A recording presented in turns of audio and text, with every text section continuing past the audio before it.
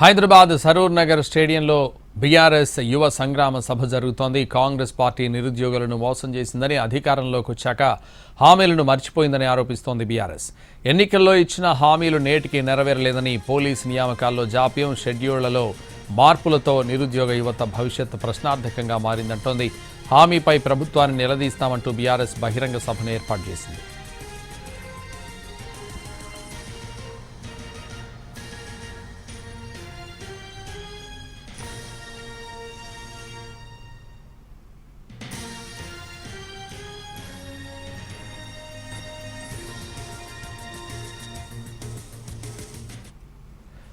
హైదరాబాద్ సరూర్ నగర్ స్టేడియంలో బీఆర్ఎస్ యువ సంగ్రామ సభ జరుగుతోంది.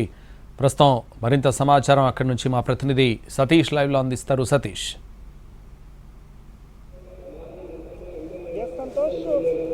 హైదరాబాద్లోని ఎల్బీ నగర్ నియోజకవర్గంలోని సరూర్ నగర్ గ్రౌండ్స్ లో ఈరోజు బీఆర్ఎస్ ఆధ్వర్యంలో యువ సంగ్రామ సదస్సు జరుగుతుంది.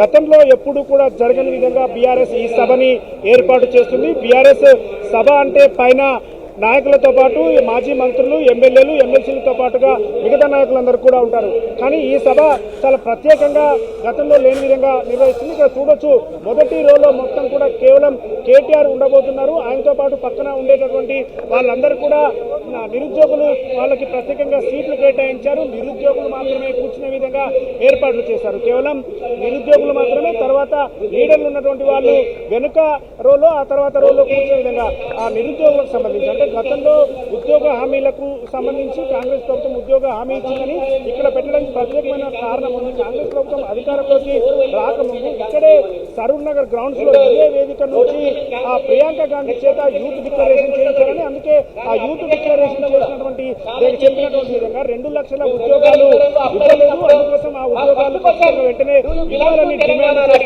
ఏర్పాటు చేశారు. ప్రత్యేకమైనటువంటి ఏర్పాట్లు అంటే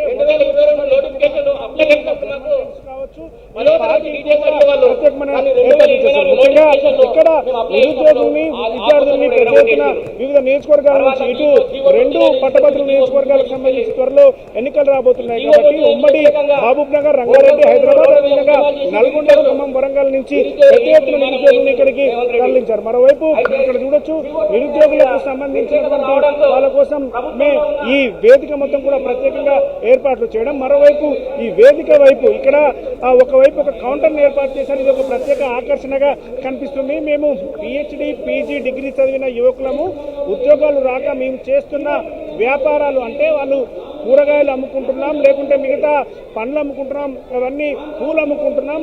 ఆ పిహెచ్డీలు, పీజీలు, డిగ్రీలు చదివిన వాళ్ళందరం ఈరోజు ఈ పరిస్థితి వచ్చిందని చెప్పే దాంట్లో భాగంగా పక్కన వేదికకు రైట్ సైడ్ ప్రత్యేకమైనటువంటి కౌంటర్లు ఏర్పాటు చేసి వాళ్ళు చిరు వ్యాపారాలు చేసుకుని బతకాల్సి వస్తుందనే విషయం తెలిపే విధంగా కూడా బీఆర్ఎస్ ఆధ్వర్యంలో ఈరోజు కౌంటర్స్ ఏర్పాటు చేశారు. మరోవైపు ఇక్కడ మరొక ప్రత్యేకమైనటువంటి ఏర్పాటు ఇక్కడ చేయడం జరిగింది. కేవలం కేటీఆర్ ఒక్కరే వేదిక మీద నుంచి ప్రసంగించబోతున్నారు కాబట్టి ఒక ర్యాంపును ఏర్పాటు చేశారు. ఈ ర్యాంపు మనం చూడొచ్చు, ఇక్కడ చూసినటువంటి ఈ ర్యాంపు మీద నుంచి ముందు వరకు కూడా కేటీఆర్ వెళ్ళి, అంటే నిరుద్యోగులు, విద్యార్థులు ఇక్కడ ఎవరైతే మీటింగ్కి వచ్చారో, ఈ సమావేశానికి వచ్చారో వాళ్ళని ఉద్దేశించి మాట్లాడడానికి, వాళ్ళ మధ్యలోకి వెళ్ళడానికి ప్రత్యేకంగా ర్యాంపు ఏర్పాటు చేశారు. ఈ ర్యాంపు ద్వారా కేటీఆర్ ముందరికి వెళ్ళబోతున్నారు.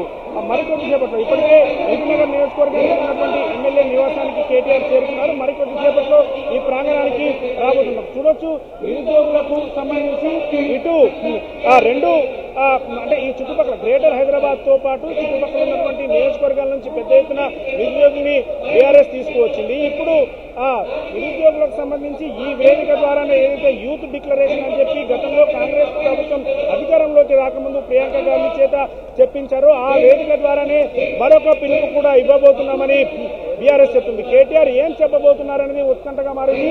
ఈ వేదిక ద్వారా ఇక్కడి నుంచే ఒక సమరశంఖం కూడా పూరించబోతున్నాం. విద్యార్థులకు, నిరుద్యోగులకు సంబంధించి మేము ఒక కార్యాచరణ తీసుకోబోతున్నామని చెప్పి పార్టీ చెప్తుంది, బీఆర్ఎస్ నేతలు చెప్తున్నారు.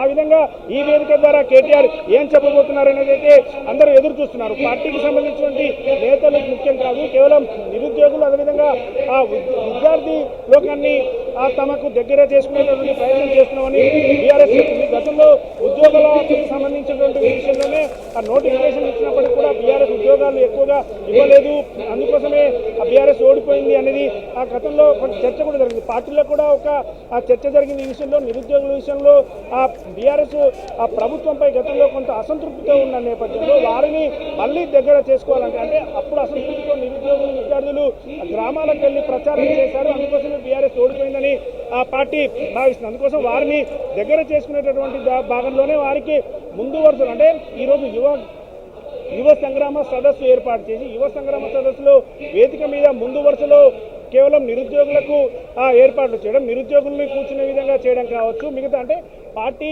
నాయకులను కూడా రెండో వరుసలో నిరుద్యోగుల సమస్యలు ఈరోజు పెద్ద ఎత్తున చెప్పే విధంగా ప్లాన్ చేయబోతుంది చేస్తుంది బీఆర్ఎస్. అయితే ఇక్కడ నుంచి మరికొద్ది సేపట్లో వేదిక దగ్గరికి రాబోయేటటువంటి కేటీఆర్ ఏం చెప్పబోతున్నారు అనేది అయితే ఉత్కంఠగా ఉంది. కొద్దిసేపట్లో సమావేశం కూడా స్టార్ట్ కాబోతుంది. ఇప్పటికే కేవలం వేదిక మీద నుంచి కూడా ఎవరు మాట్లాడకుండా నిరుద్యోగులు మాత్రమే మాట్లాడే విధంగా చేస్తున్నారు. నిరుద్యోగుల తర్వాత నిరుద్యోగులకు ఉన్నటువంటి సమస్యలు గతంలో కాంగ్రెస్ ప్రభుత్వం అధికారంలోకి రాకముందు ఇచ్చినటువంటి హామీలని నెరవేర్చడానికి ఎలాంటి కార్యాచరణ తీసుకుంటే అది ఉపయోగపడుతుంది అనే విధంగా వాళ్ళతో చెప్పించబోతున్నారు. ఆ తర్వాత బీఆర్ఎస్ పార్టీ వర్కింగ్ ప్రెసిడెంట్గా కేటీఆర్ ఇక్కడ నుంచి సమాధానం చెప్పబోతున్నారు. అంటే పార్టీ ఎలాంటి కార్యాచరణ తీసుకోబోతుంది, ఏ విధంగా జనాల్లోకి వెళ్ళబోతున్నారు అనేది మరికొద్దిసేపట్లో ఈ వేదిక నుంచి ప్రకటించబోతున్నారు. సంతోష్.